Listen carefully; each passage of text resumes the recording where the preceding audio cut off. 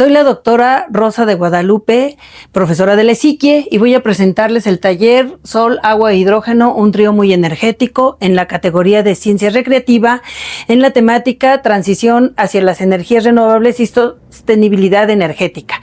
El público meta son estudiantes de primero de secundaria y nos basamos en el modelo de diálogo de Bruce Levenshtein, que consiste en una escucha activa con los participantes. Fomentamos principalmente el intercambio de ideas entre moderadores y estudiantes. El taller consta de 2 etapas, una presentación corta para identificar las tecnologías y una presentación práctica en donde se arma un prototipo. En la presentación corta se inicia analizando el método científico y cómo los estudiantes lo usan cotidianamente en su vida, pero la diferencia entre la parte empírica y la parte de usar el método científico es tener un registro de los datos. El método científico incluye la problemática, soluciones, una hipótesis, experimentación, registro y unas conclusiones. En esta parte se dan preguntas detonadoras en donde se le dice a los estudiantes qué problemáticas ven en su medio ambiente, qué problemáticas de contaminación, el uso de la energía, y ellos hacen sus respuestas sobre los problemas de basura, sobre que los autos y los camiones emiten mucha contaminación. Ya de aquí se les preguntan que cuáles serían las soluciones que ellos proponen y se conocen las energías renovables.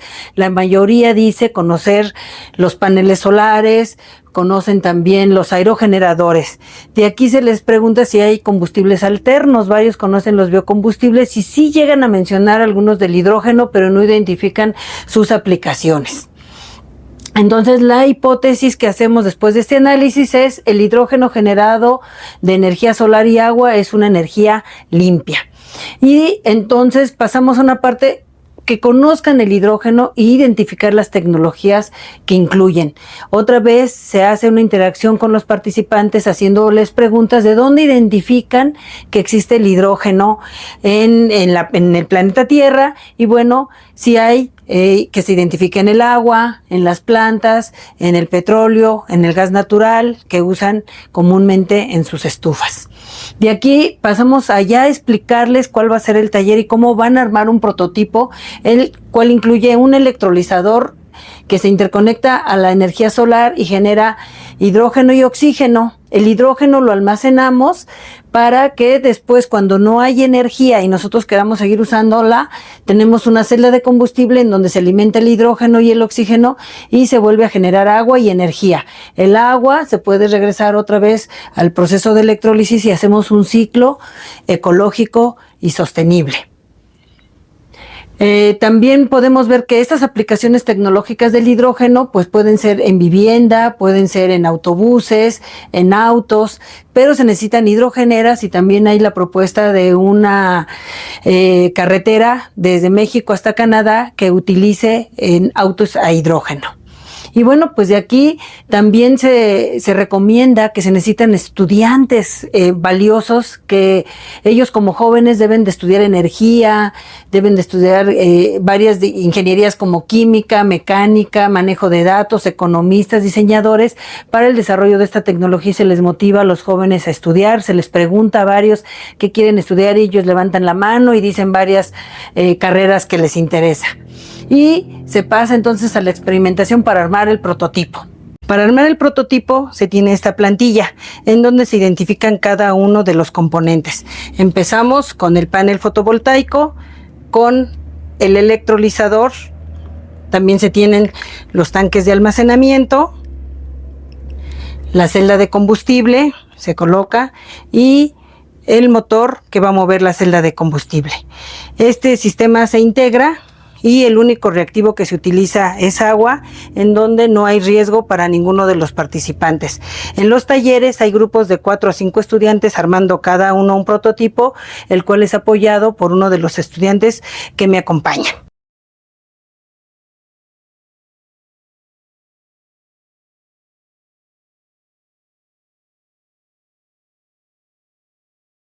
Vamos a tener mucho cuidado, como por lo regular estamos en un laboratorio, se usa un sistema de batería simulando el panel fotovoltaico. Tener cuidado, por ejemplo, en la polaridad, está el rojo con el rojo, el negro con el negro.